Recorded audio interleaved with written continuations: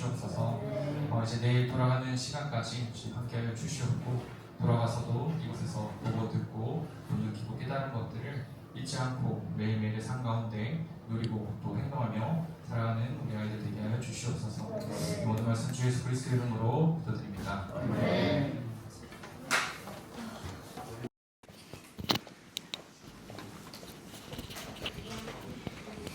넘겨줘 하면 이걸 눌러줘.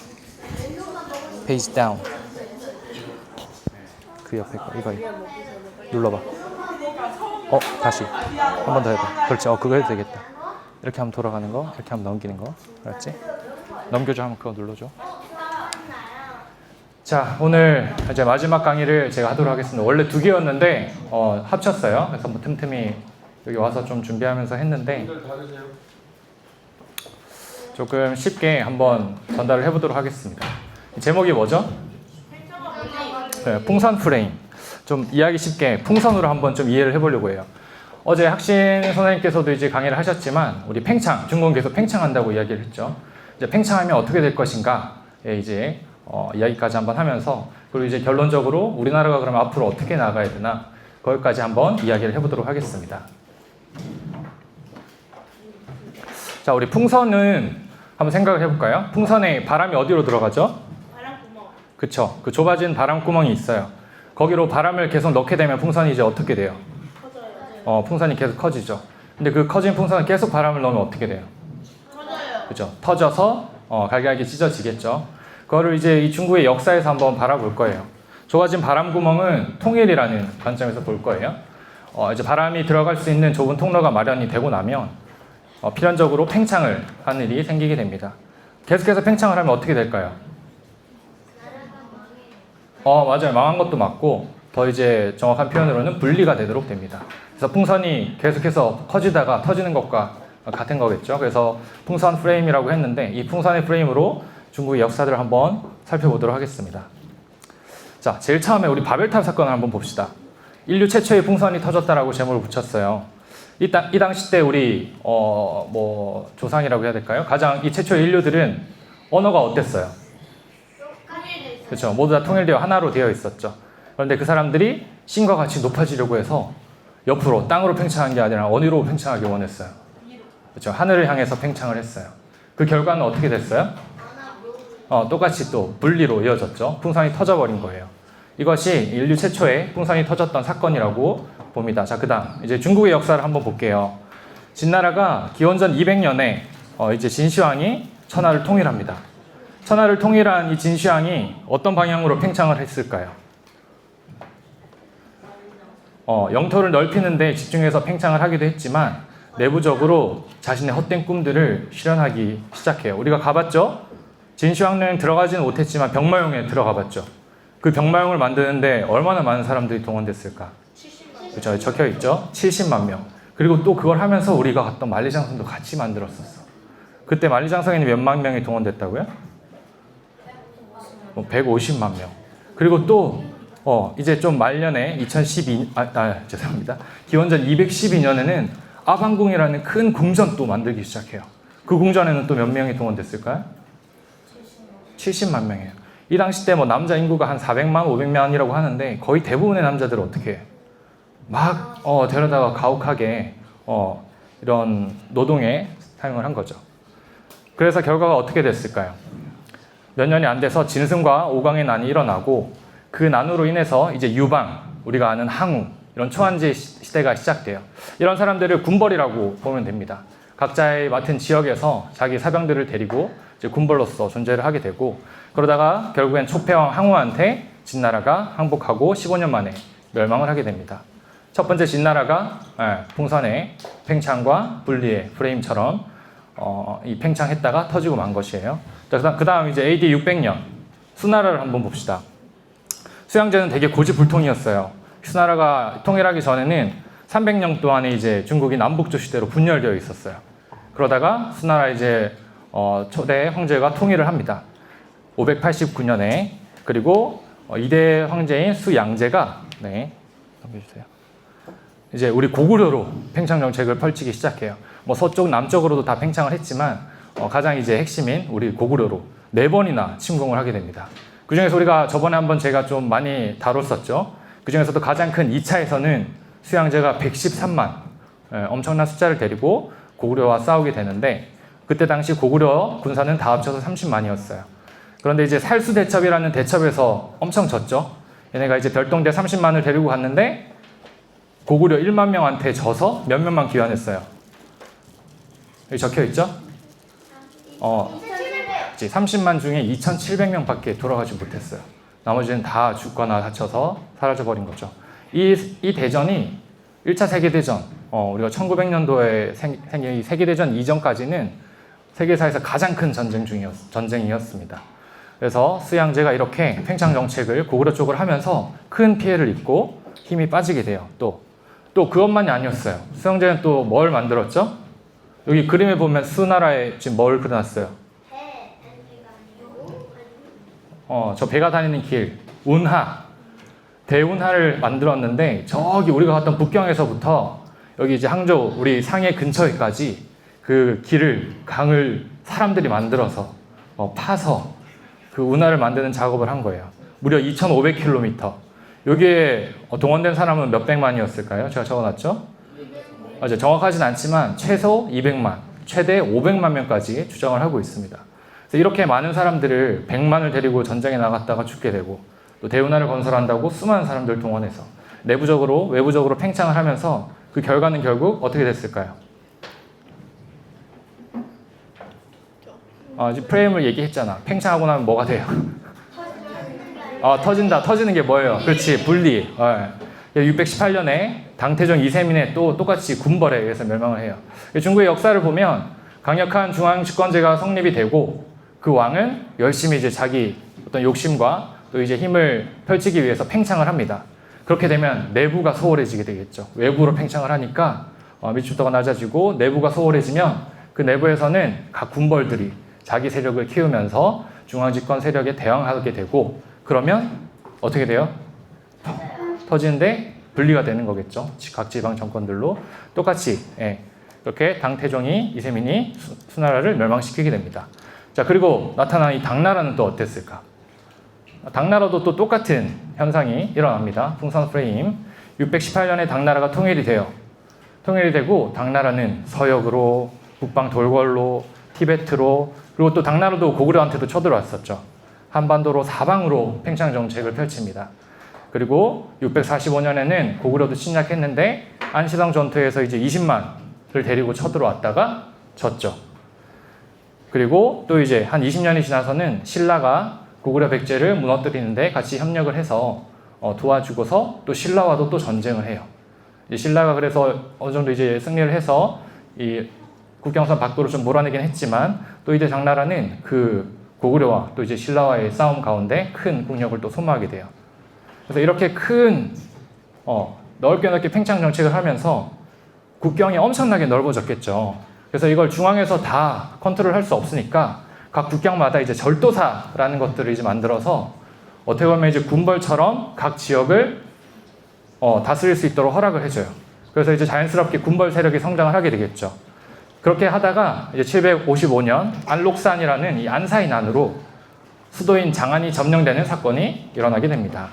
그리고서 150년, 200년 조금 지나가면서 계속되는 이제 군벌들이 생겨나서 계속해서 왕에게 도전을 하게 되고 그 가운데 결국 907년 당나라가 멸망하게 되고 또 어떻게 됐을까요? 멸망하고 나면 또 어떻게 됐어요? 그렇죠. 분리가 됐어요. 5대 19개 분리 시대가 70년간 이어지게 됩니다. 자, 여기까지만 봤어요. 자, 진나라, 그리고 수나라, 당나라 어떻게 됐다고요? 지금 무슨 프레임으로 보고 있죠? 무슨 프레임이었죠? 그렇죠. 풍선인데, 자, 풍선이 어떻게 됐어요?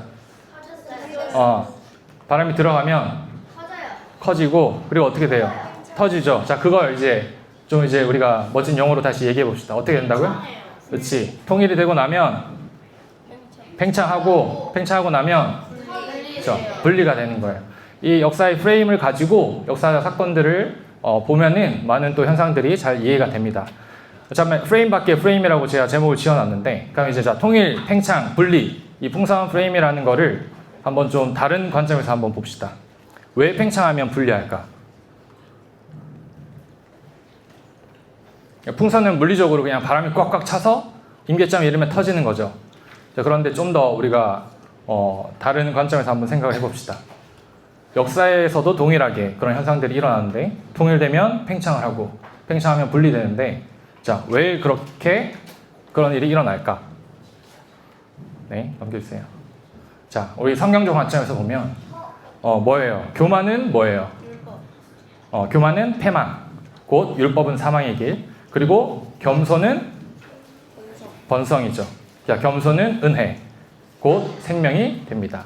그래서 팽창이라는 건 뭐예요? 팽창을 한다는 건 뭘까? 내가 가지고 있는 힘을 막 보여주고 싶은 거예요. 스스로 내가 가진 것에 만족하거나 또는 내가 가진 것이 뭐 하늘로부터 주어진 것이다 라는 그런 어떤 겸손한 생각을 가지는 것이 아니라 내가 만든 거, 내가 가진 거, 내가 이룬 걸 더 확대해서 보여주고 싶고 더 많이 가지고 싶다. 이런 이제 교만이 파생되는 결과가 이 팽창입니다. 그래서 우리 말씀 세 개를 놔뒀죠. 사람의 마음의 교만은 멸망의 선봉이요 겸손은 존귀의 앞잡이니라. 오늘 자기를 높인 자는 낮아지고 자기를 낮추는 자는 높아지리라. 하나님이 교만한 자를 대적하시되 겸손한 자들에게는 은혜를 주시느니라.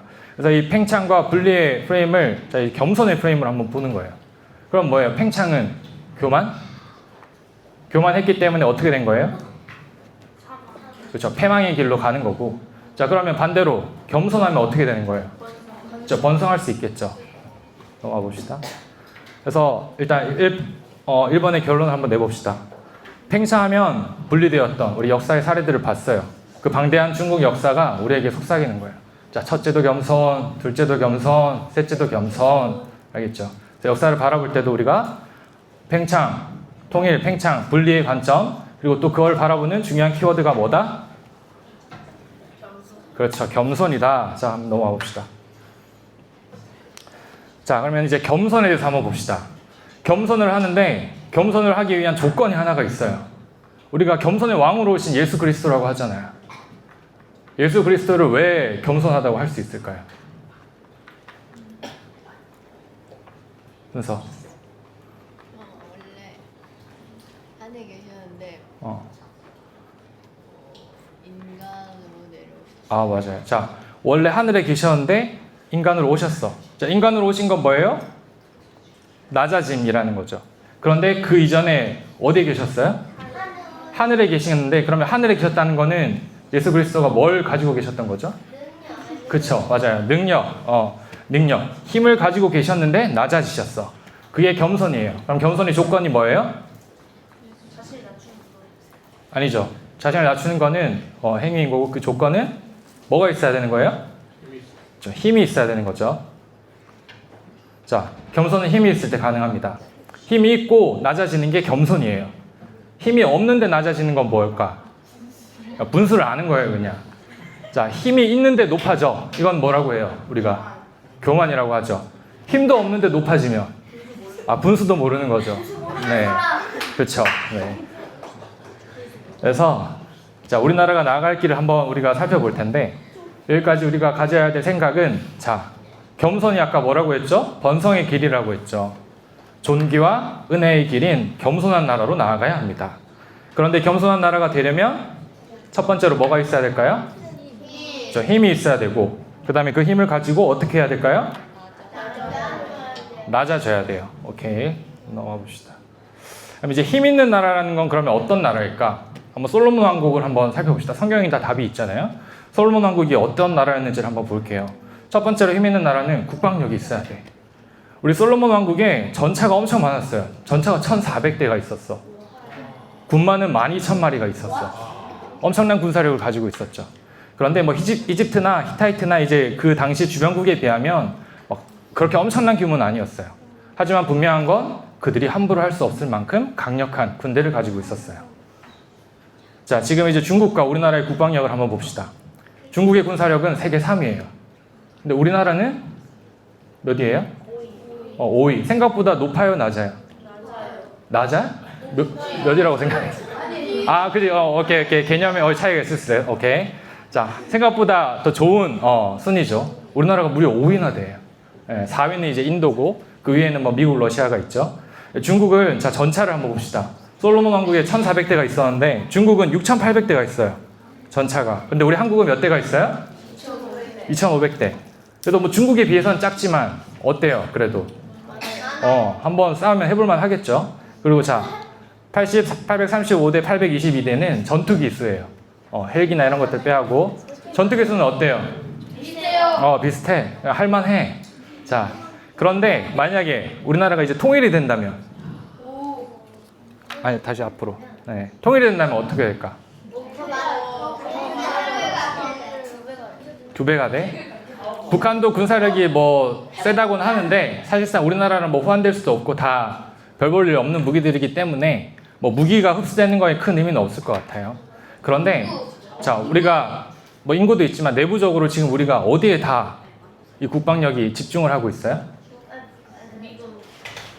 우리의 가장 지금 핵심 이 방어 대상은 누구예요? 일본? 북한이죠. 네. 북한의 휴전선에 엄청난 이 국방력이 집중이 되어 있고 그 북한의 재래식 무기들에 대항하기 위해서 또 이제 우리도 어떻게 보면 현대전에서 쓸모없는 그런 이제 국방력들이 준비가 되어지고 있어요. 근데 만약에 통일이 되면 그런 이제 비효율들이 싹 없어지고 저기 이제 중국과의 국경선 그리고 이제 이 해상 여기에만 이제 우리 국경선이 설정이 되면 우리가 가지고 있는 자원, 국방력을 더 효율적으로 집중해서 키울 수 있기 때문에 더 강해질 수 있겠죠. 네. 그다음. 그리고 이제 이빈 나라의 두 번째 조건이 있어요. 그다음에 이제 자원이라는 거예요. 솔로몬 왕국을 보면 당시 때 핵심 자원은 구리였어요. 구리. 솔로몬 왕국에는 대규모의 구리 광산과 재련 시설을 보유하고 있었어요. 그래서 당시 주변국들에 비해서 상당히 많은 양의 구리를 생산하면서 힘을 키울 수 있었던 거예요. 자, 구리는 당시에 무기 그리고 건축 자재, 도구 제조의 필수로 당시 핵심 자원이었어요. 그런데 지금 여러분들 희토류라는 거 들어봤어요? 지금은 이 핵심 자원이 희토류예요.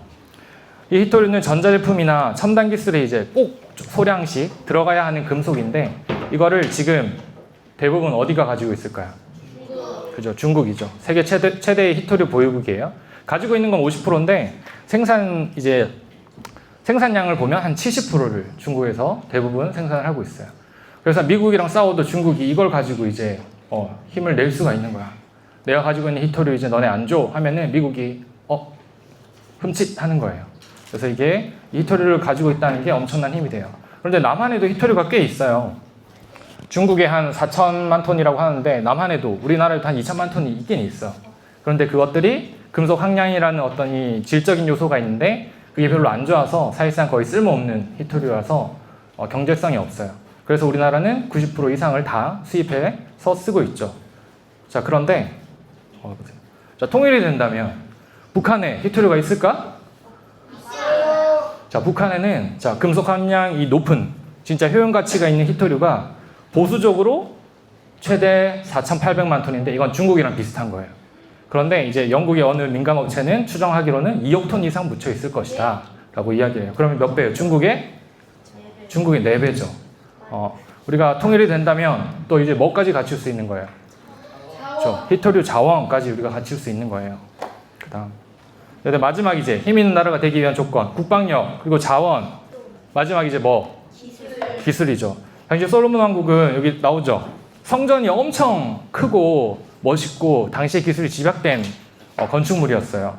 그래서 대규모 성전을 건설하고 그리고 또 하나 이제 이 왕자를 제가 그림을 넣어놨는데 솔로몬의 왕자가 그냥 단순한 왕자가 아니라 엄청난 이 기계 장치들이 있는 왕자였대. 그래서 솔로몬 왕이 싹 걸어가면 거기 이제 6개의 계단이 있고 옆에 이제 그 사자상들이 있어. 그러면 이제 싹 걸어갈 때마다 옆에서 뭔가 이제 그 사자상들이 샥 움직여서 솔로몬 왕이 한 발자국 올라가는 거를 이제 도와주는 역할을 하도록 샥샥샥샥 하면서 딱 하고 자리에 딱 앉으면 독수리가 왕관을 가지고 싹 씌워주고 여기 이제 뭐 비둘기가 나와서 토라를 앞에다 딱 갖다 놓고 또 이런 오토 기계 장치가 있었대요. 그 정도로 이제 당시 때 솔로몬 왕국에 되게 많은 이제 기술자들도 있었고 그런 어떤 기계적인 기술들을 많이 가지고 있었던 거예요. 자, 그런데 지금 이제 시대를 봅시다. 중국이 지금 우리가 많이 경험을 했죠. 중국이 기술력이 어떤 것 같아요?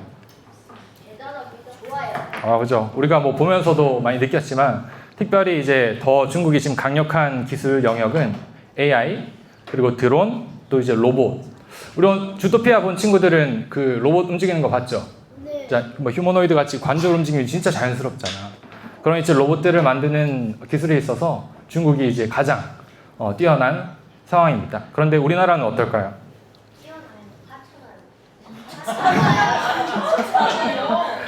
그죠? 맞아. 하찮다고 할 수 있어요. 이런 AI 드론 로봇 이 영역에서는 많이 떨어지는 게 사실이에요.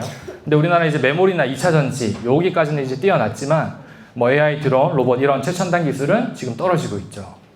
네. 그런데 이런 이제 기술 혁신을 가능하게 하는 게 뭘까요? 이거 이제 돈인데 돈 중에서도 우리가 벤처 자본이라고 하는 게 있어요. 스타트업이라는 걸 알아요? 스타트업이 뭘까? 안 들어봤어요. 자, AI랑 드론이랑 뭐 로봇 이런 것들은 처음에는 다 돈이 안 되는 기술들이에요. 자, 그런 이제 아이디어와 기술만을 가지고 회사를 만들어. 그러면 이제 누군가가 지금 당장 돈은 못 버는데 앞으로 잘 될 거야. 그 가능성을 보고 누군가가 투자를 해줘야 되는 거야. 자, 그런 투자 자본, 그렇게 투자를 하는 돈들을 벤처 자본이라고 하는데 그 벤처 자본이 충분해야 기술이 많이 발전할 수 있는 거예요. 자, 그 자본의 한번 규모를 봅시다. 미국은 얼마라고 되어 있어요? 그렇죠. 2,150억 달러. 중국은 352억 달러. 한국은 100억 달러. 딱 돈만 보면 어떨 것 같아요? 차이가 그죠. 이 투자되는 돈의 차이가 현재 우리 수준의 차이인 거예요. 그래서 미국이 지금 저만큼 중국보다 엄청난 돈을 투자하고 있죠. 그러니까 어때요, 미국이? 더 뛰어나죠. 구글, 페이스북, 마이크로소프트, 엔비디아 다 이제 미국 기업들이 이 최첨단 산업에서 짱을 먹고 있는 거죠. 자, 그럼 어떻게 해야 될까 우리가? 여기서 오늘 우리가 유대인도 봤는데 우리 담임 선생님께서 계속 이야기를 하시죠. 유대인 자본이 세계를 움직이는 돈의 흐름을 움직이는 이제 가장 중요한 핵심 세력이에요. 아까 얘기한 그 미국 벤처 투자 있죠. 그 자본의 20%가 유대인들이 직접적으로 관련된 자본이에요. 뭐 간접적으로 관련된 자본은 더 크겠죠. 그리고 전 세계 억만장자의 14%가 유대인들이야. 걔네가 한 465명 정도 되는데 걔네의 자산만 모아도 3,700조야. 3,700조면 우리나라 예산이 뭐 추가 경제비가 한 600 정도 되니까 한 6배 되고 삼성전자 시총이 7배 되고 우리나라 모든 기업 시가총액을 다 합쳐도 한 3,000조밖에 안 돼요. 그것보다 더 많은 자본을 유대인 세력이 가지고 있는 거예요. 그리고 자, 노벨상 수상자의 35%가 또 유대인이야. 이 유대인들이 얼마나 뛰어난 사람인지 알겠죠? 네. 그럼 이 유대인 자본이 이렇게 중요하고 큰데, 자, 아까 유대인 박물관 가서도 몇 번 이야기를 했는데, 동아시아에서 이 유대인 자본들이 어떤 역할을 생각보다 많이 했어요. 아까 제가 이야기도 했죠. 그걸 위해서 이제 사전적으로 보면, 자, 독일에서 홀로코스트가 일어났을 때, 일본인과 중국인들은 큰 역할을 해줬어요. 여기 나오죠. 리투아니아 대사 스키아라 지우네라는 사람이 6,000명의 유대인을 구해서 상하이로 보내줬어. 그리고 또 중국인은 오스트리아 빈 총영사를 하던 사람이 4,000명이나 구해서 상하이로 보내줬어. 당시에 이제 우리한테 익숙한 그 신들러라는 사람은 고작 1,200명밖에 구하지 못했었는데 그렇게 이제 유명한데 비록 좀 비교적 덜 알려져 있는 일본과 중국의 한 사람들이 훨씬 더 많은 사람들을 유대인들을 구해줬었다. 그래서 이런 관점에서 이제 유대인들이 그래도 일본, 중국에 좀 더 호감이 있었을 수 있겠죠. 그래서 일본이 러일 전쟁을 이제 할 때, 물론 이제 그 전이긴 하죠. 일본 러일 전쟁을 할 때 자금 지원을 했었어요. 제이컵 시프라는 이 유대계 자본이 그 러시아가 자기들을 핍박했던 게 이제 너무 싫었는데 일본이 이제 러시아랑 뭔가 전쟁을 할 이제 좀 그런 그림이 그려지는 거야. 그래서 이때다 하고서 일본은 막 자금을 이제 막 지원을 해줍니다.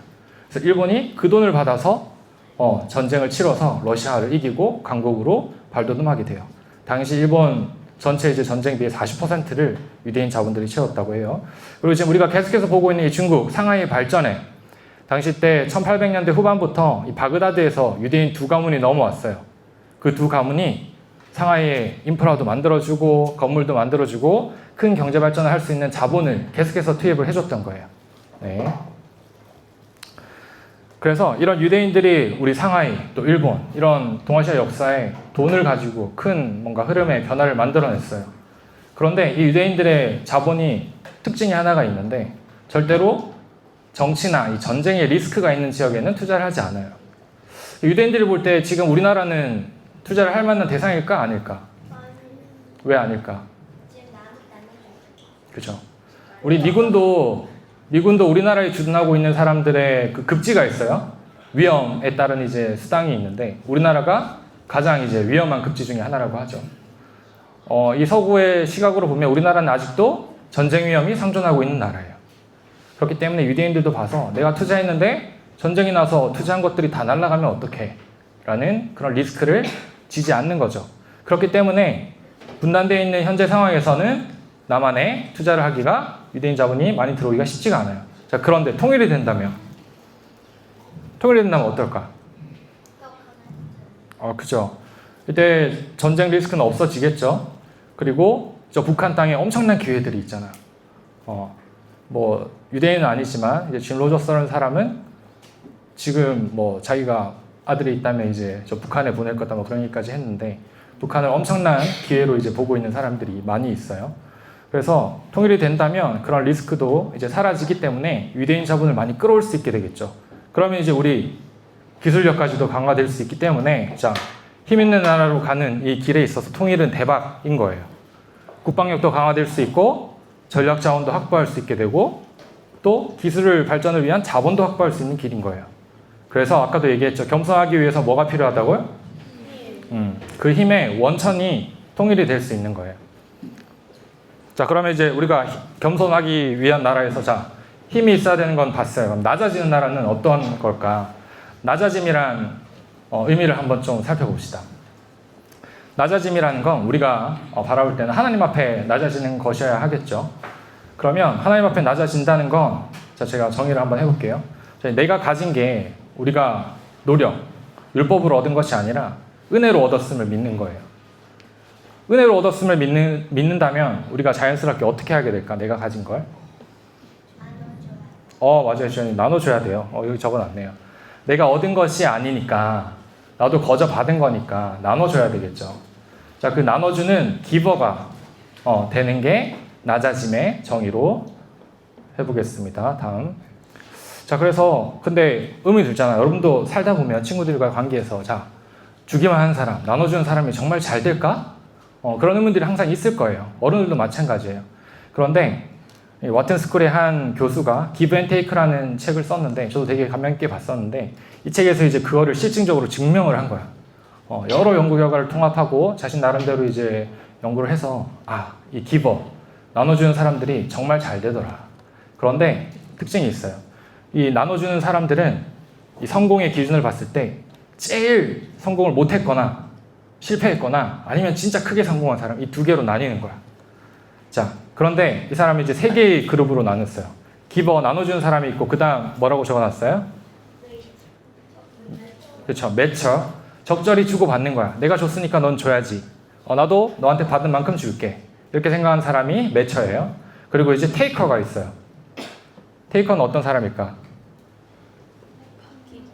그죠. 얄밉게 맨날 받기만 하는 사람이에요. 줄 줄 모르고 맨날 받기만 하는 사람이에요. 근데 보면 자, 받기만 하는 사람은 성공의 기준에서 봤을 때 중간 정도는 가요. 그런데 장기적으로 보면 항상 낮은 수준으로 떨어집니다. 그리고 적절히 잘 주고받는 이 매처들은 그래도 중간 수준은 유지를 해요.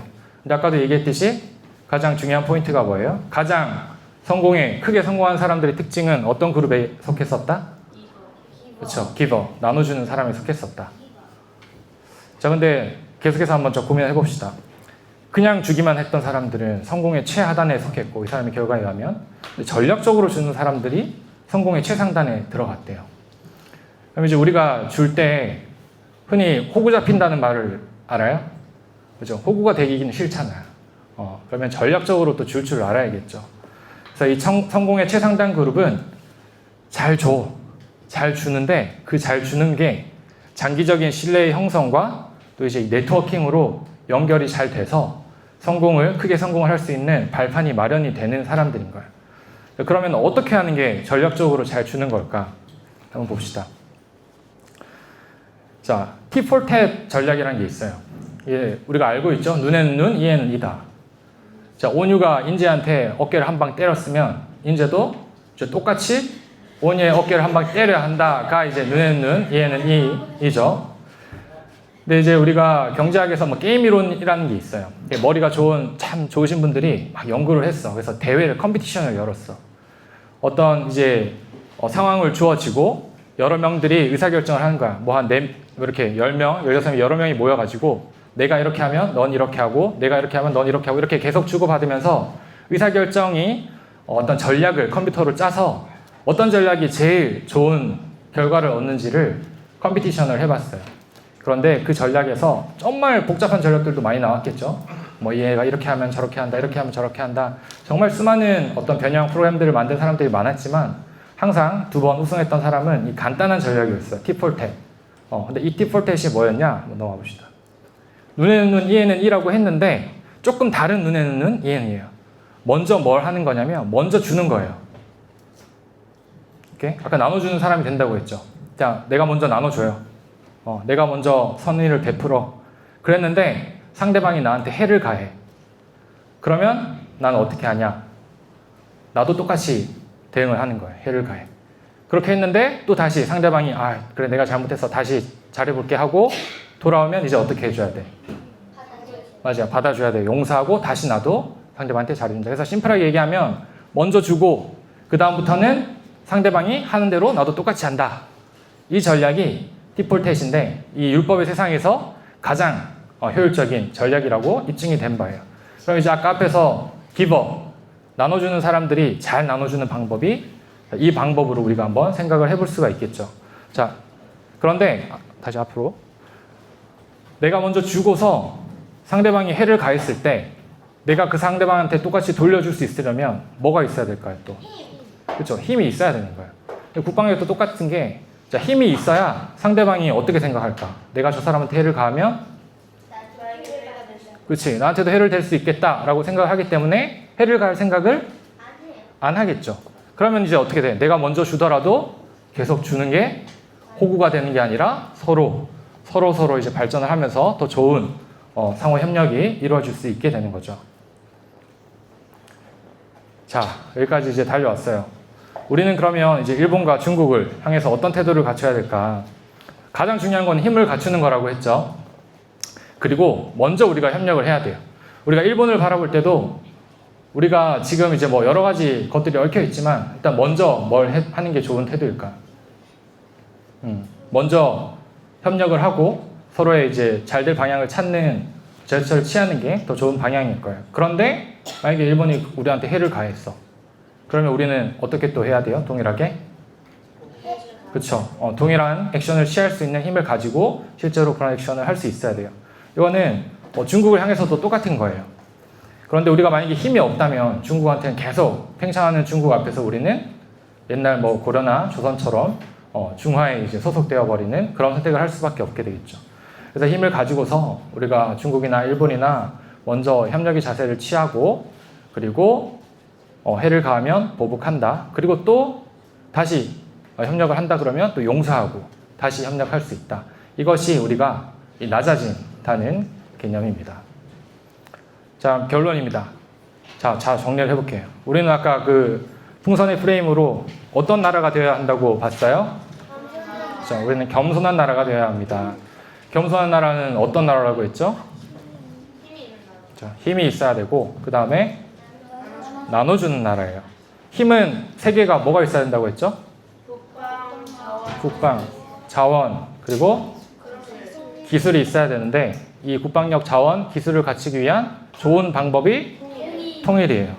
그리고 이 힘을 우리가 갖추고 나서는 어떻게 해야 된다고 했죠? 전략적으로 먼저 나눠줘야 된다. 그게 겸손한 국가를 이루는 길이고 이 겸손한 국가에게 주시는 은혜와 번성을 누릴 수 있는 길입니다. 네, 끝입니다. 감사합니다. 네, 수고하셨어요. 자, 여기 그 친구들 오세요? 네. 그러면 어디에 뭐 인사를 좀 아까 잠깐 좀. 네. 들어오라고. 예.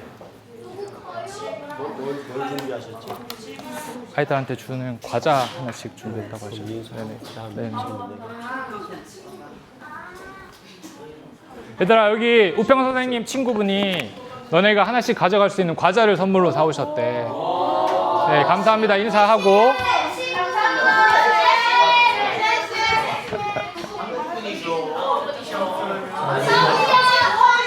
얘들아 아직 안 들어오셨어. 아직 안 들어오셨어.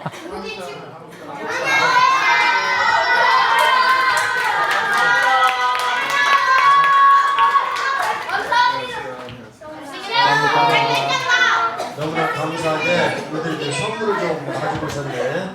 잠깐 같이 인사 나누겠어요? 잘생겼다.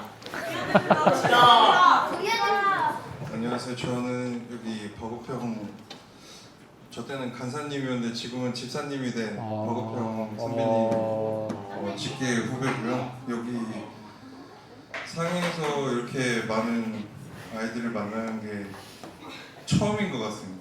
이렇게 상해에서 이렇게 많이 더운데 여기저기 돌아다니니까 내일 한국으로 돌아가니까 조금만 더 힘내고 이번에 중국에 온 여행 계기가 많은 추억이 남도록 저희도 상해에서 기도하고 마지막 마무리 잘하고 잘 돌아갈 수 있기를 저희도 기도하겠습니다.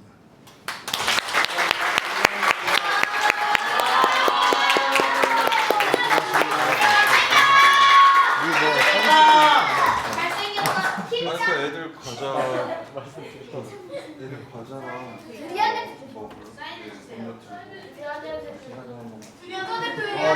야 얘들아, 너희들 여기 과자랑 음료 들고 단체 사진 하나만 같이 찍자. 그리고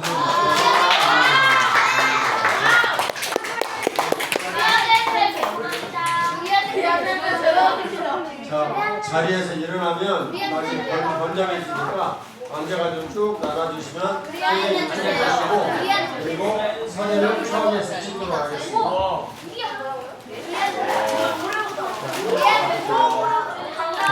중국 오래요.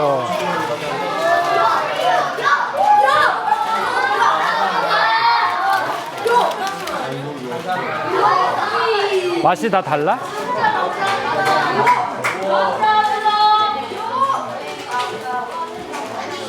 어른들 건 없네? 얘들아, 이거 오해하면 안 되는 게 음료수는 이규복 선생님께서 사주시는 거야. 아까 그분이 사주신 게 아니야. 네, 질문 받도록 하겠습니다. 네, 서유리. 북한에 히토류 자원이 많다고 하셨잖아요. 근데 왜 북한에서는 그걸 안 캐고 안 팔고 있는 거예요? 그러니까 히토류를 개발하는데도 기술이 많이 필요해요. 그런데 아직 북한에는 그런 것들을 이제 감당하고 개발하고 재련할 기술들이 아직 없기 때문에 하지 못하고 있다고 보면 될 것 같습니다. 창신, 네, 성원이. 통일을 내고 북한과 우리나라의 자원과 군사력이 합쳐지면 얼마나 더 강해질 수 있는지.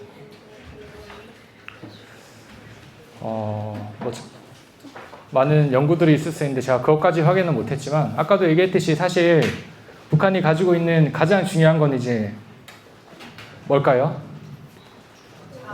북한이 가지고 있는 무기 중에 가장 의미 있는 건 이제 핵이죠, 핵.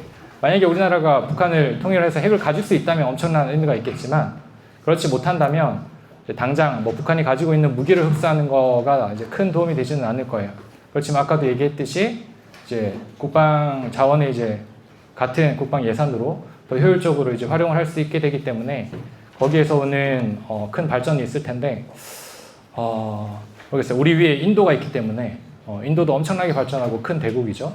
그래서 우리가 통일해서 발전을 한다고 해도 인도만큼 할 수 있을지는 잘은 모르겠어요. 그렇지만 어쨌든 지금보다 많은 발전이 있을 거예요. 네, 저기 주연이. 아까 통일을 하면은 국방력이 더 강해질 수 있다고 하시잖아요. 근데 통일을 하는 과정에서 전쟁이 일어날 수도 있고 그러면 국방력이 약해질 수 있는 위험도 있는데 그 부분 감안하지 않는 건가요? 그죠. 그래서 전제가 이제 통일이 된다는 건데 무력 전쟁으로 인한 통일은 배제를 한 거긴 해요. 그런데 그럼에도 불구하고 만약에 전쟁으로 통일이 되더라도 우리는 이제 그걸 원치 않고 그렇게 일어나서 안 되겠지만 만약에 그렇게 된다고 하더라도 일시적으로 이제 서로 군사력이 약해질 수는 있겠지만 아까도 얘기했듯이 장기적으로는 우리의 군사력이 더 효율적으로 성장할 수 있는 계기가 될 것은 확실합니다. 네. 하람이. 네. 그 결론으로 우리는 통일해야 한다고 했잖아요. 근데 그 북한과 우리나라가 통일해야 한다 아니면 중국과 일본과 우리나라가 통일해야 한다는 거예요? 남한과 북한이 통일되어야 한다는 거예요. 근데 그 군사력을 말씀하실 때 중국 군사력과 우리나라 군사력을 위해서 했는데 그거는 어떻게? 그걸 왜?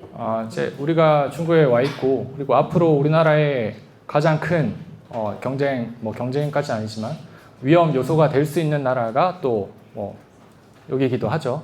예, 그래서 통일이 되고 나면 실제적으로 이제 중국과 국경을 맞대게 되잖아. 그래서 앞으로도 중국과 우리나라의 관계가 가장 중요하고 또 평화적으로 서로 상호 협력하는 관계가 중요하지만 그럼에도 불구하고 뭐가 있어야 된다고 했어요? 힘이 있어야 되는데 힘은 상대적인 거잖아. 우리보다 약한 나라가 옆에 있으면 우리가 별로 힘이 없어도 그 사람한테는 우리가 셀 수 있으니까 그 사람한테 우리가 큰 영향력을 발휘할 수 있지만 우리 옆에 있는 중국은 어떤 나라예요? 엄청나게 크고 강한 나라죠. 그래서 그에 걸맞은 어느 정도의 군사력을 갖추려면 더 세워야 하기 때문에 중국과 비교를 했습니다. 네. 호수. 그 유대인이 그 돈을 많이 가지고 있다고 하셨잖아요.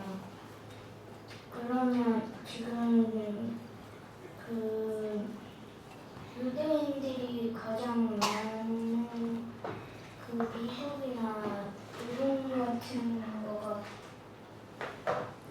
군사력이 좋아서 그 유대인들이 돈을 많이 지불해가지고 근대국이 된 건가요? 그렇게 볼 수도 있어요. 일본은 유대인이 많은 나라는 아닌데 미국은 유대인이 많고 유대인 자본이 엄청나게 크다고 했죠.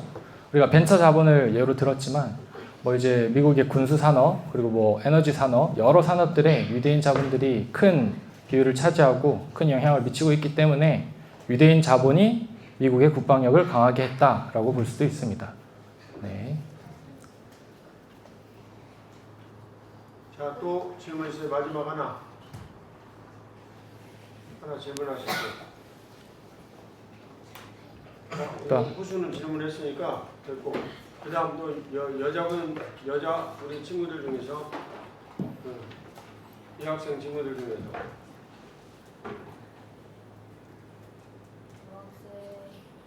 신하연 질문했어요? 그럼 신하연 질문 마지막 하고 마치겠습니다.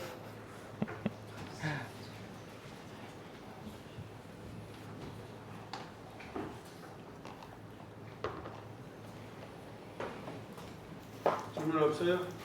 그러면 수환이 마지막 질문하고 마칠게요.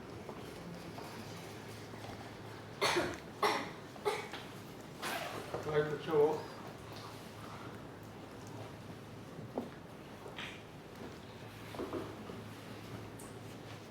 그러면 만약에 우리 북한이랑 대한민국이랑 통일하면은 우리가 그 이름은 까먹었지만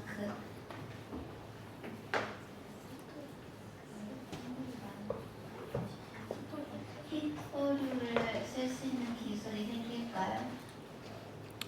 히토류를 생산할 수 있는 기술은 우리나라가 지금 당장 우리가 경험이 있는 건 아니지만 충분히 개발이 가능하고 아까 이제 얘기했듯이 통일이 된다면 유대인 자본이 이제 많이 들어올 수 있다라고 했죠. 우리나라 자본만으로도 충분할 수 있지만 지금은 아까도 얘기했지만 우리나라가 히토류를 가지고 있지만 그거를 캐봤자 이제 캐는데 돈과 비용과 많은 어떤 리소스가 들어가는데 그거 대비해서 그걸 캐서 사용할 수 있는 그러니까 투자 대비 결과물이 좋지 않은 거예요. 네, 그래서 지금은 안 하고 있는 건데 이제 북한에 우리가 아까 얘기했듯이 북한에 있는 히토류는 투자했을 때 결과물이 되게 이제 좋은 히토류라고 했죠.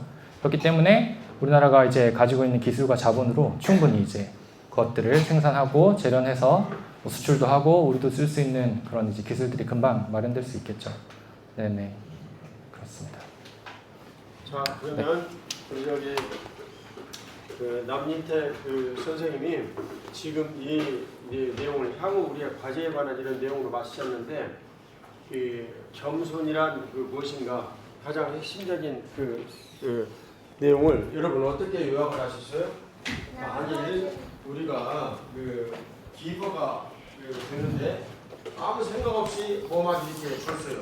그럼 어떻게 되는 거예요? 네, 내가 가지고 있는 것을 아무 생각 없이 다 풀려버렸으니까 나는 뭐가 되는 거예요? 거지가 되는 거지. 그거 얘기한 거예요. 근데 그것을 전략적으로 주면 뭐가 된다고요? 뭐가 된다고요? 부자가 된다고 그랬지. 최상위의 부자가 된다고 그랬지. 근데 매치메이커로 서로 알거나 그 기브앤테이크 당신이 주면 나도 줄게 이런 식으로 살거나 그러면 중간 정도 된다고. 근데 받기만 하면 어떻게 돼요? 예, 받기만 하면 점점 중간 정도에서부터 어떻게 된다고요? 차츰차츰 내려가가지고 예, 쫄딱 망한다고. 전략적으로 뭔가 이렇게 준다라는 의미는 이제 뭐냐면, 예, 자, 한번 사례를 들어볼게요. 필리핀의 그 군사력은 그 한때 우리보다도 훨씬 잘 살고 우리보다도 훨씬 뛰어났어요. 안 믿겨지겠지만 여러분들에게 늘 제가 건축을 전공해서 사례로 말씀드리지만 장충동에 있는 장충체육관 우리가 지을 기술도 없어갖고 필리핀 건설 회사에서 와서 지어줬어. 이해가시죠? 네. 그런데 그 나라는 누구를 만나지 못했고 우리는 누구를 만났어요? 예, 훌륭한 지도자를 만나지 못했고 우리는 훌륭한 지도자를 만났어요. 그것이 굉장히 중요해요.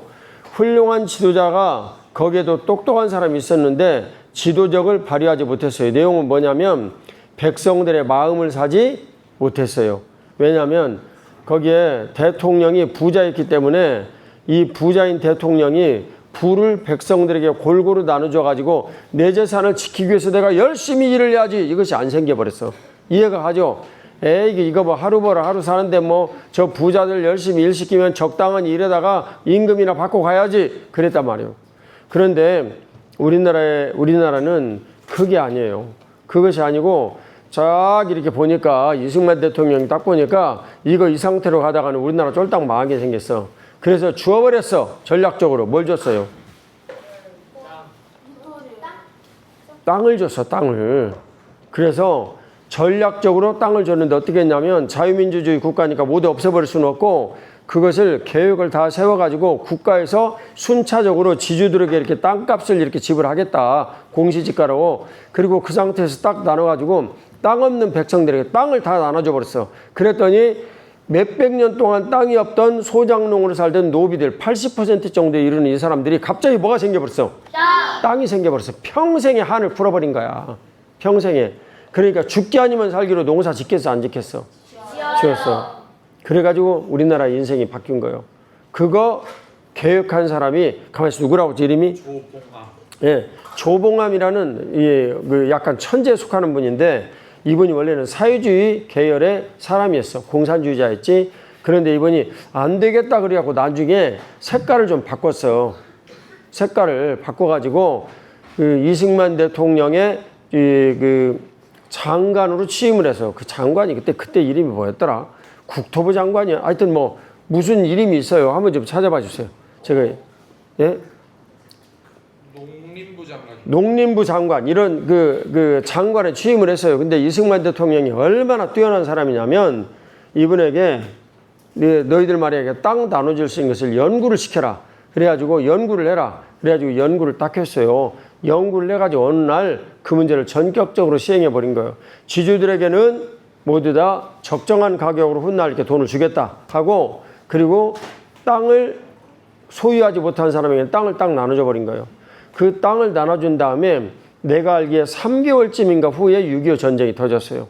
6.25 전쟁이 터졌는데 그 3개월 후에 터진 이 전쟁에 김일성이 서울에 와가지고 3일을 머물렀는데 이게 천하의 지금 미스터리로 지금까지 남아져 있어요. 한쪽의 의견은 춘천에서 국군이 효과적으로 막아가지고 내려갈 수가 없었다라는 이런 의견이 있고, 근데 그건 군사 이 학적으로 내용을 보면 그렇게 설득력이 강하지를 못해요. 왜냐하면 시간이 지나면 무너질 거라고 모두 예측을 할 수 있는 일이었고, 이 설득력이 강하지는 못하고, 어쨌든 그 의견이 있고, 또 하나는 남노당 누구지? 남노당 박헌영이 북한에 가가지고 내려가기만 하면 남한에 있는 농민 노동자들이 들고 일어나가지고 그냥 남한 뒤집어진다라고 맨날 설득을 했어요. 그래서 총 없이 전쟁을 승리하기 위해서 3일을 기다렸다라고 얘기하는 설이 있고 그래요. 어떤 것이 정답인지는 모르지만 후자가 상당히 강력한 그런 어떤 면들을 좀 띠고 있다, 이렇게 말을 할 수가 있습니다. 자, 필리핀 얘기로 다시 돌아가겠습니다. 우리나라가 이제는 퇴역한 군함을 딱 이렇게 버릴 이런 이제 그 일이 생겼어요. 왜냐하면 우리나라 이제 돈이 있으니까 군함을 적당하게 쓰고 나면 그 군함을 바꿔야 돼요. 그러죠? 그러잖아요. 미군 군함이 전부 다 오래돼가지고 쓸모없게 되면 한국에 와서 고쳐간단 말이에요. 자기 나라는 고칠 힘이 없어, 지금 미국은. 한국은 생각보다 굉장히 강한 나라예요. 그래서 한국이 아니면 미국이 그런 군함을 수리할 수 있는 나라가 없어. 일본이 있는데 일본은 자기 나라 일도 바빠갖고 역량이 안 돼. 그래서 한국에서밖에 못해요. 근데 그 수리하는 이 군함을 북한에서 우리가 지금 수리해가지고 적당하게 쓰고 그것을 다시 활용을 할 수도 있는데, 그 활용을 할 수 있는 군함이 북한에 있는 군함보다 훨씬 좋아. 북한에 있는 군함은 다 버릴 그 쓰레기 고철통 같은 군함이요. 근데 그 군함을 딱 깨끗하게 고쳐가지고 어디에 주냐면 6.25 때 참전한 나라들한테 은혜를 갚고자 준 거야.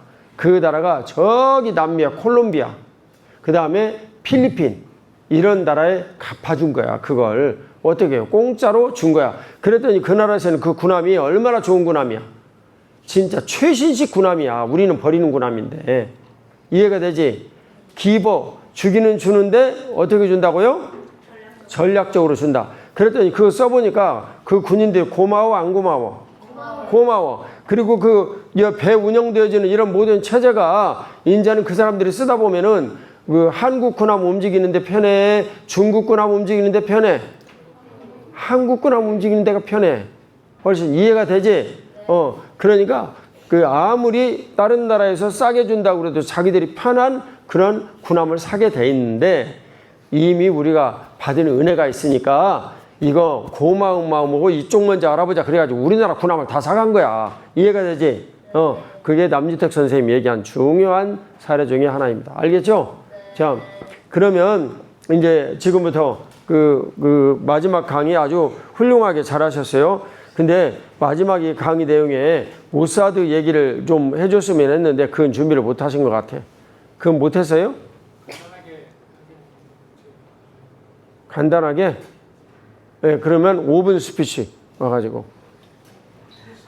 지금 얘기를 들은 이 모사드라는 이 내용이 국가 정책에서 모든 것들을 얼마나 오갈 수 있는 얼마나 중요한 얘기인지 여러분들이 실제로는 여러분들이 잘 몰라요. 이거는 외워요. 외워. 알았죠? 지금부터 하는 5분은 국가의 모든 것들을 좌우할 수 있는, 예를 들면 유대인의 자본을 끌어올 수 있는 가장 기본적인 상식이다. 알겠죠? 예.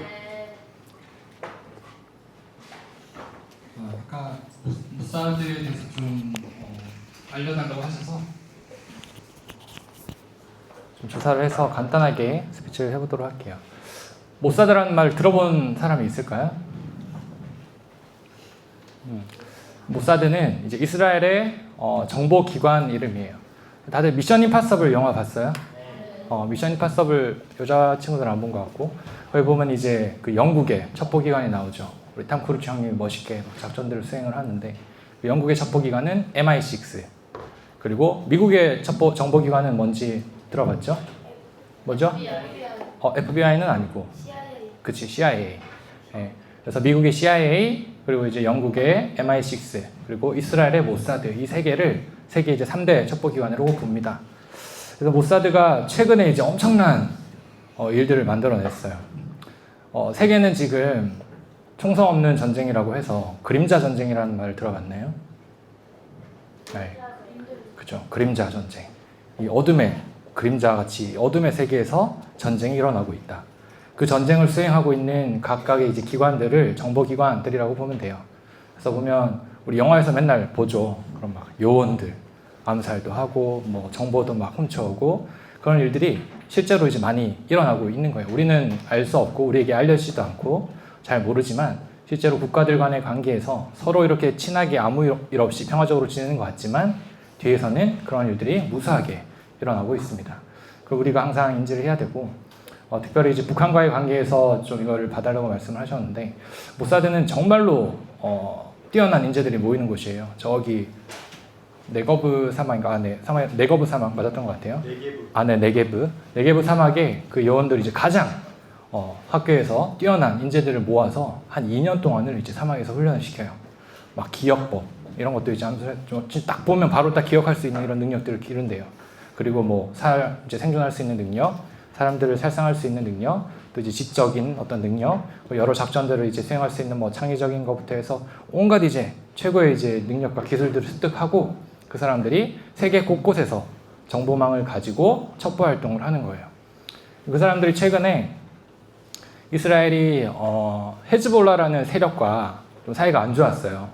그 헤즈볼라라는 세력은 나라는 아니고 이제 이스라엘한테 엄청나게 이제 반감을 가지고 많은 피해를 주고 있는 어떤 단체인데, 네, 지역 군벌이라고 설명하면 될 것 같습니다.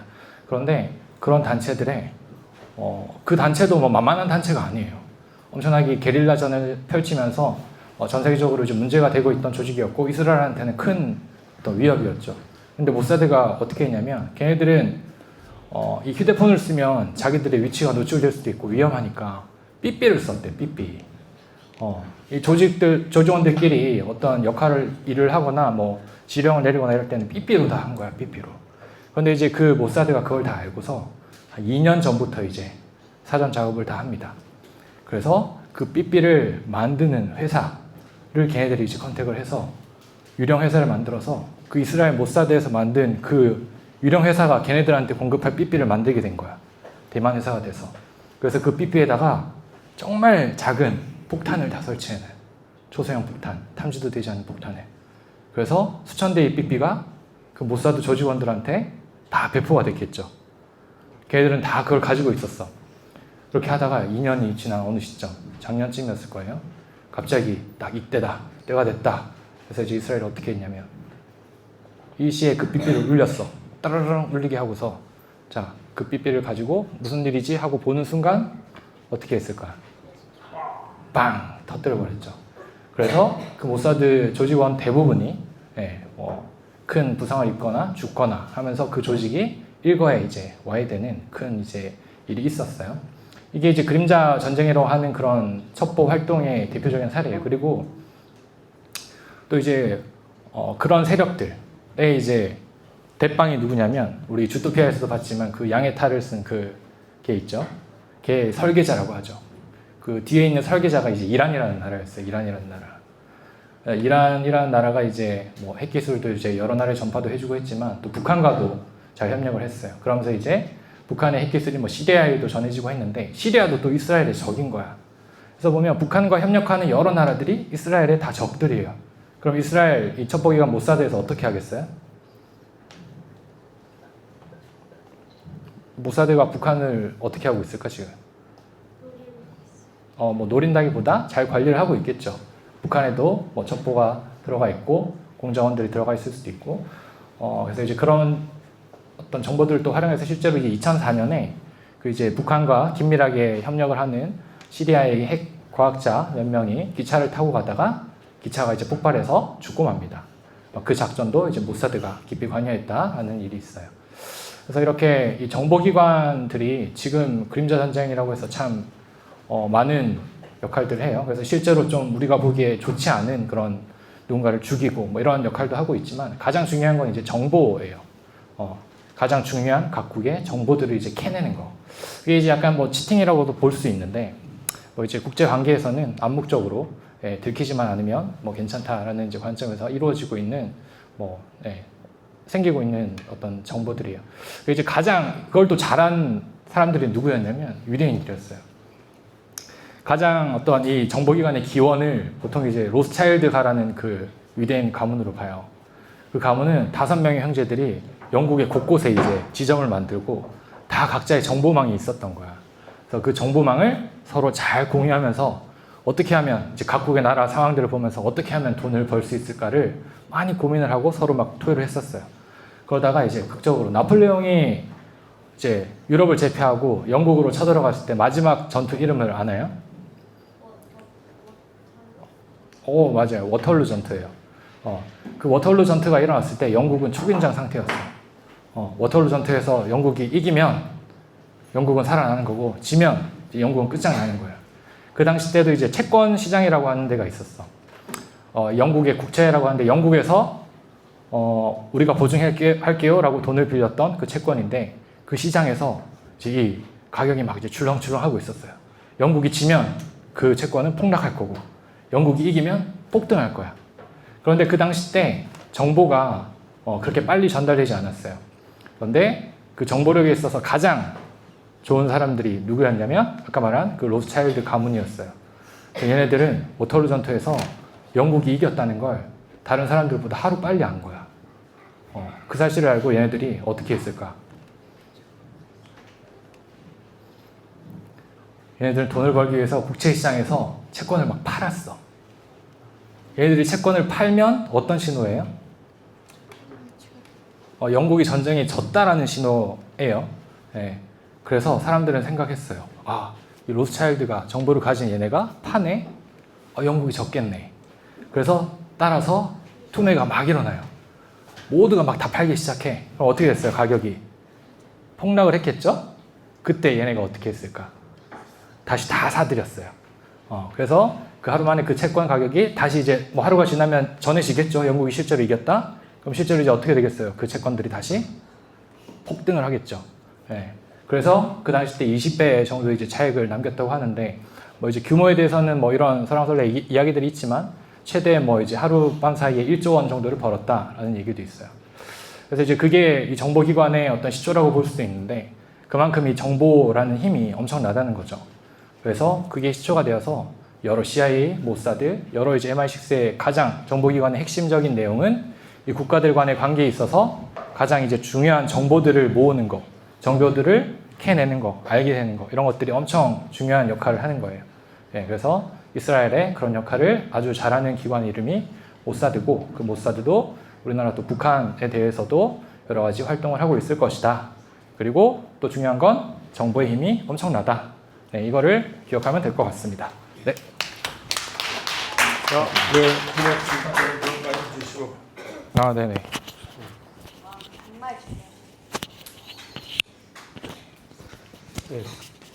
네. 잘 들었어요? 네. 우리가 생각하는 거 이상으로 그 국제관계는 매우 그 심각하게 오가고 있는 거예요. 여러분들이 나이가 어리다라고 생각하지 말고 나는 어떻게 모든 것들을 볼 것인가라는 관점이 생겨야 돼요. 세계에 대해서 바라볼 수 있는 관점을 무슨 관이라고 그래요? 네? 세계관. 세계관이 하나님의 말씀 중심으로 여러분들이 생겨야 돼요. 복잡하게 생각할 것 없어요. 여러분들 가운데 거룩하신 성령 하나님께서 운행하시는 사람이 생기면 그 사람 한 사람으로 세상을 바꾸는 것도 가능해요. 아무것도 아니에요. 주님께서 바꾸시는 거.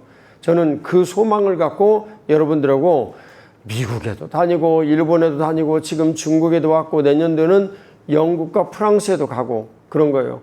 제가 사실 유럽에 가면 가장 가고 싶은 나라가 있어요. 어딘 줄 아세요, 여러분? 모르겠죠?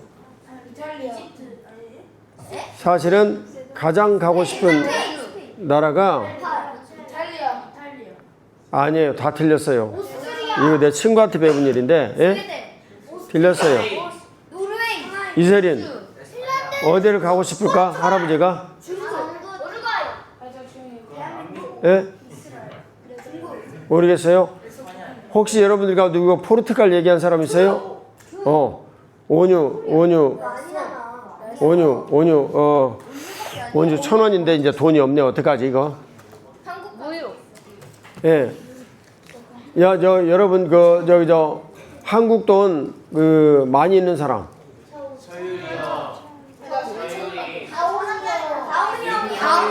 다운이 얼마 있어? 다운짜리 5개 있어요. 1,000원짜리 5개. 5개? 주연이는? 그러면 1,000원짜리 5개 이상 있는 사람 한번 손 들어봐. 나한테 5,000원짜리 오고 아는 사람이랑 소율이 10,000원짜리 있대요.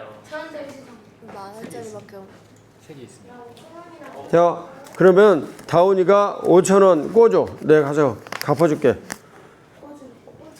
뭐 아니 1,000원짜리. 자, 그 방에 있으면 놔두고 여기 있으면 가지고 오고. 아, 그러면 됐어요. 자, 1,000원 이혼유. 자, 빨리 나오세요. 그리고 조금 있다가 은재가 스피치 한다고 그러는데 못했으니까 나와가지고 조금 이따 스피치 하고 은재 한 다음에 그 다음에 영문 스피치 내가 준비라고 한 사람 손 들어보세요. 하나, 둘, 셋. 수아는 왜 손 안 들어? 하나, 둘, 셋, 넷, 다섯. 이 5명이 영문 스피치 하고 그 다음에 이제 남는 시간에 다른 사람하고 이렇게 하도록 하겠어요. 자, 여러분들과 제가 생각을 해야 될 정말 중요한 내용은 일꾼이 세워져야 한다. 일꾼이. 왜냐하면 생각을 해보세요. 교회론의 가장 핵심적인 말씀 중에 하나가 에베소서 1장 22, 23절이에요. 그 내용이 뭐냐면 예수님은 교회의 머리이시고 우리는 그분의 몸이고 그리고 만물은 세상 모든 만물 한국, 중국, 미국, 일본 모두는 다 교회 아래에 있고 교회에 자식 조용해야 돼. 너 이렇게 발 꼬고 앉으면 된다고 그래서 안 건다고 그래서 강의를 하는데 예의를 갖춰야지. 너희들이 미국에 살면 이렇게 꼬고 앉아도 돼. 거기는 습관이니까. 하지만 한국은 안 된단 말이야. 그리고 이렇게 꼬고 앉으면 허리가 삐뚤어져. 나는 맨날 이렇게 꼬고 앉는데 왜 한 줄 아세요? 운동하려고 그러는 거야. 나는 이렇게 하면 근육이 이완을 해서 좀 봐봐. 이렇게 했으면 그 다음에는 반드시 나는 또 어디로 하겠어? 이쪽으로 하지. 그렇게 하려면 하는데 이게 오랜 동안 계속 고착이 되어지면 허리가 삐뚤어진단 말이야. 너희들하고 나는 틀리단 말이야. 지금 하는 것이. 정신 차리고 자식 말이야. 하지 말라고 그렇게 얘기도 맨날 습관적으로 다리 꼬고 앉아. 가장 큰 문제는 선생님에 대한 예의가 문제가 1번이고 2번은 뭐야? 허리가 꼬부라져. 큰일 난다니까. 제발 은세야 부탁이다. 이제 그거 좀 습관 고쳐라. 알았지? 응? 부탁이야. 너를 위해서 얘기하는 거야. 그러니까 얘들아 이제 잘 봐봐. 잘 봐봐. 지도자가 세워져야 여러분들 가운데 예수님의 말씀을 듣고 몸이 된 지도자가 세워져야 만물을 다스리러 가지 않겠어? 그래서 테이커가 뭔지 기버가 뭔지 이런 거 그래야 알고 실제 그렇게 실천을 하는 거지. 아무도 안 세워주면 누가 가서 이래? 독수리 오용자가 가서 이래? 독수리가 예수님 말씀 알아들어? 물론 뭐 예수님 전능하신 분이니까 알아듣겠지. 하지만 독수리가 알아듣는 말은 토끼 잡아먹어라, 들쥐 잡아먹어라 이런 거는 알아듣지. 다른 거 어떻게 알아듣겠냐고. 알겠냐? 네. 그래서 그거 여러분들이 믿음을 가지고 그렇구나. 나를 통해서 주님께서 세상에서 주님의 통치를 행하시겠구나. 그런 믿음을 가지고 있는 사람들이 나서면 그렇게 많은 사람들이 필요하지 않아. 알겠습니까? 그래서 나는 그 말씀을 믿고 여러분들 데리고 다니는 거야. 바보처럼. 나는 바보처럼 사는 걸 좋아해. 옛날에 김도양이라는 사람이 이런 노래를 냈어. 너희들 잘 기억해. 난 참 바보처럼 살았군요. 난 참 바보처럼 살았군요. 뭐 이런 노래가 있어. 나는 똑똑한 사람처럼 살고 싶지가 않아. 하나님께서 내게 주신 자식들, 그 사람들에게 멍청하게 바보같이 같이 얘기하고 웃고 떠들고 하나님께서 말씀하신 이들을 가르치고 그리고 나 이 세상 떠날 거야. 알겠습니까? 네. 여러분들 그런 사람 돼야 된다고. 알겠죠? 네. 자, 모사드 얘기 잠깐 하고 또 우리들의 모든 내용들 요약을 하고 그리고 이제 언제부터 시작을 하겠어요? 모사드는 정보기관이에요. MI6하고 모사드하고 CIA는 3대 정보기관이라고 그랬죠. 우리나라에도 국가정보연구원이라는 이 곳이 있는데 참 뛰어난 곳이지만 이곳에 미치지는 못해요. 그 정보기관은 어마어마한 돈이 필요해요. 내부에서 모든 것도 필요하지만 근데 우리나라 정책 위반자들은 거기에 돈을 그렇게 많이 안 써요. 너무나 가슴 아픈 일이에요. 알겠죠? 예. 근데 그 정보기관이 얼마나 중요하냐면 실제 국가의 모든 내용들은 미래의 모든 내용들은 뭐에 의해서 결정이 돼요? 그 나라의 정부기관이 뭘 수집하는 일로 결정이 돼요? 정보 수집하는 일로 결정이 돼요. 그 로스차일드 가문을 남주택 선생님이 잠깐 얘기했는데 그 남주택 선생님이 시간이 없어서 빼먹은 내용이었어요. 그 내용이 뭐냐면 로스차일드 가문에서 멀리까지 그 편지를 가지고 올 수 있는 그 당시에 유일한 수단이 있었어요. 뭐예요? 비둘기. 예. 그래서 로스차일드 가문의 사람들이 그 비둘기가 날아오는 그 지점에서 그 비둘기는 반드시 그 자리에 오니까 내내 기다리고 있었어요. 근데 워터루 전투에서 승리를 하는 순간 어떻게 됐어요? 비둘기를 바로 날린 거야. 그래가지고 얘가 그 먼 거리를 날아가지고 딱 왔는데 승리, 영국 승리 딱 나온 거야. 그러니까 아까 그 남주택 선생님이 얘기한 거 들었죠? 모든 채권이나 이런 모든 것들을 그냥 투매를 해가지고 팔아버린 거야. 그러니까 로스차일드가 가장 정보력을 강하게 가지고 있다라고 이렇게 믿었는데 이 사람이 파는 걸 보니까 어떻게 돼? 이은서도 팔고, 최은재도 팔고, 그냥 이하윤도 팔고 막 다 팔아버린 거야. 근데 한쪽에서 어떻게 했어요? 그거 전부 다 다시 다 사들인 거야. 이 얘기 들었지? 몇 배 올랐다고 그랬어요? 20배 올랐다고. 200배 아니고 20배 올랐다고. 그때 로스차일드라는 이 가문이 사실 세상의 모든 재화를 거의 가지다시피 그냥 휩쓸어 버렸어요. 프랑스는 진나라니까. 영국과 프랑스가 경쟁했는데 프랑스는 진나라니까 다 가졌는데 그 이후로 이 로스차일드 가문은 어디에다 투자를 하냐면 정보를 딱 수집을 해가지고 진짜 돈이 될 만한 것에 투자를 해. 그러니까 돈이 점점 더 커져 작아져. 점점 커져요. 정확한 정보를 바탕으로 얘기를 하니까. 그래서 이 사람들이 돈을 최고로 많이 버는 방법은 전쟁에 투자를 하는 거예요. 전쟁에.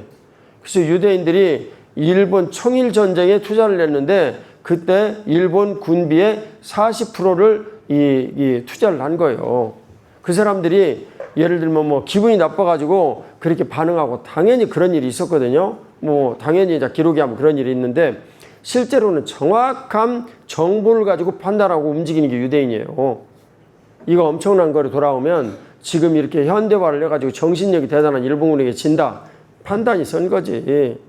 근데 이제 생각을 해봐요. 모사드가 그런 움직임을 가지고 있어요. 그럼 우리나라는 이 정보를 가지고 움직이는 사람들과 서로 하나가 되어가지고 움직여야 돼. 이해가 되죠? 예. 그리해서 나머지 통일이 되어지면 여기 남주택 선생님이 강의했던 대로 우리나라에 그 투자가 되어지도록 준비를 해야 돼요. 지금부터 준비를 해야 되는데 그 투자되어지는 이런 준비를 아까 뭐라고 얘기를 했어요? 강대국들 속에 우리가 있는 것을 두고 고래 싸움에 뭐가 터진다? 새우등 터진다. 보통 얘기를 하는데 우리는 이미 새우가 아니라고요. 우리가 어떻게 새우야? 세계 6대 군사 강국인데 유럽에 있는 어지간한 나라들 와가지고 우리하고 못 이겨. 프랑스고 영국도 바로 인접해서 싸워가지고 있으면 우리하고 못 이겨. 서로 침범하지 못하고 밖에서 싸우다가 서로 죽겠지. 못 이겨. 독일도 싸워가지고 우리하고 못 이겨. 이해가 됩니까? 예. 근데 워낙 러시아나 이 중국이나 이런 큰 나라들이 있으니까 그런 거예요. 참고로 북한이 핵무기를 들고 가만히 있고 지금 현재 상태에서 한국하고 일본하고 속전속결로 전투를 한다. 한국이 이길 가능성이 매우 큽니다. 일본이 모병할 수 있는 시간도 못 가지니까. 한국은 뭐가 있어요? 이미 군대를 갔다 온. 예? 예비군이 있어. 근데 일본은 전투 경험이 없이 지난 지가 벌써 지금 한 세기가 훨씬 가까이 되어가고 있어. 그러니까 아무리 군사장비 훌륭하고 얘기를 해도 실전 경험이 없는데 어디서 싸우고 있어. 안 된다고. 한국은 약한 나라가 아니에요. 그래서 고래 싸움의 새우등이 아니고 적어도 우리는 뭔 된다? 돌고래 수준은 넘어섰다. 우리는. 그래서 아무리 뭐라고 얘기를 해도 우리가 정보력을 잘 갖추고 지내면 우리도 굉장히 만만치 않은 그런 세력이다. 그래서 사실은 유대인 자본하고 가까이 하려면 어느 나라하고 관계를 우리가 그래도 긴밀히 유지해야 돼요. 현재 지금 예, 1번 미국, 2번 어디겠어요? 중국. 중국. 이스라엘이 누가 이스라엘 얘기했어? 예, 전원 인상.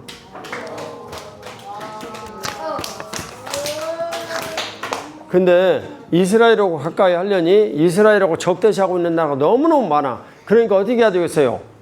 암묵적으로 조용히, 암묵적으로 정부가 오가는 가장 중요한 채널인 군사협력 정보 채널, 국정원하고 모사드하고 이런 데하고 서로 협력을 하고 얘기를 하고 오가면서 훈련도 하고 이런 걸 해가지고 긴밀한 토대를 서로 유지를 해놔야 된단 말이에요. 어떻게 결정적인 사건이 생길 때 우리는 당신들을 도와주겠다. 이런 태도만 가지면 돼요. 이해가죠? 자, 최훈재 나와가지고 스피치 하겠습니다. 빨리 나와. 내일 아까 갔다 왔잖아. 와가지고 얼른 하고 가. 뭐라고? 급하대요. 그러면 나중에 끝나면 시간 있으면 알았지?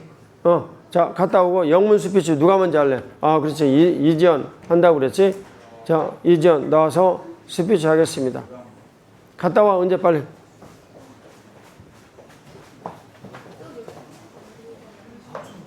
자, 얘들아, 너희들 지금 뭐 저기 갔다 와야 돼? 아니, 서훈이 주리안 아직도 안 먹었어요. 수수도 이어수도 아직 안 먹은 거지. 자식들 이거 아니, 상시나 너도 안 먹었어? 이호수 이호수 안 먹었어요. 이어서 박수 저 3학년 남자 다 먹었습니다. 박선 빨리 들고 먹어. 들고 먹어. 자식들 이거 장난하는 거야? 뭐 하는 거야 지금? 상신이도 안 먹었어요. 빨리 들고 먹어. 상신이도 안 먹었어요. 상신이. 창신이 어디 갔어? 화장실. 짠. 회사는 틀리지만 하나하나 계정 그리고 돈 필요 없습니다. 돈 줘야 돼, 안 돼, 이거. 야, 두리안 안 먹은 애들 손 들어. 아니, 창신이 화장실 갔으면 창신 손들어. 손들어. 이호수. 빨리 먹어. 한꺼번에 입에다 넣고 꿀꺽 삼켜버려. 그렇게 해가지고 못 먹어. 그냥 한 입에 넣어. 한 입에 그냥 넣고 꿀꺽 그냥 먹어버려. 이거 쓰레기 어디나요? 어서 전화. 네. 빨리 입에다 쏙 넣고 먹어.